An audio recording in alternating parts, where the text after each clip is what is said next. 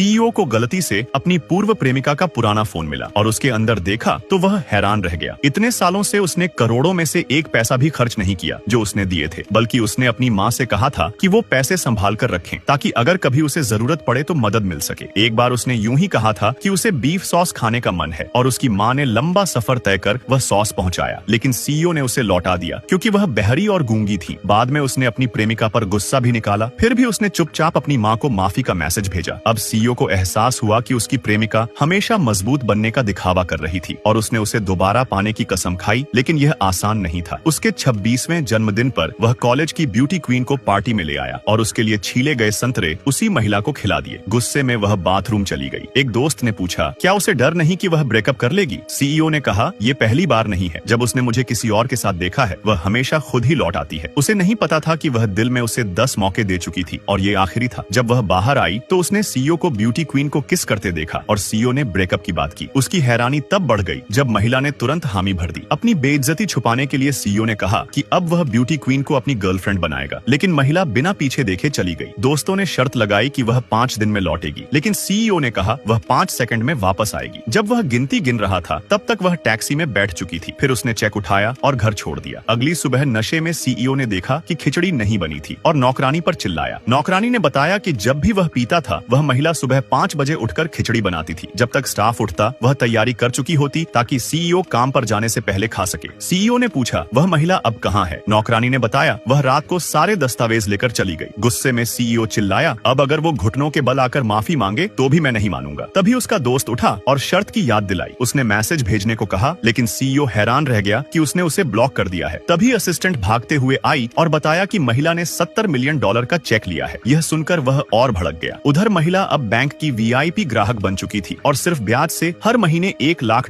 कमा रही थी। अब वह नई जिंदगी शुरू करने को तैयार थी। दरअसल वह कभी एक शानदार साइंस की स्टूडेंट थी जिसने कॉलेज में एक 7 साल पुरानी मैथ की समस्या हल की थी। एक प्रोफेसर ने उसे शिष्य बनाना चाहा, लेकिन उसने प्यार के लिए सब छोड़ दिया और सीईओ की प्रेमिका बन गई। प्रोफेसर हमेशा उसके इस फैसले से निराश था। अब वह फिर से शिष्या बनना चाहती थी, लेकिन डरती थी कि वह मना न कर दे। उसकी दोस्त ने अपने भाई से उसका परिचय कराया, जिसे स्कूल में ही उससे पहली नजर में प्यार हो गया था। उनका उसी दिन कैंपस में मिलना तय था। सीईओ को उसके घुंघराले बाल पसंद थे, इसलिए उसने वह बाल काट दिए और सारे लग्जरी सामान भी फेंक दिए। फिर अपने मन से खुद को संवारा और कैंपस लौट गई एक नई शुरुआत के लिए।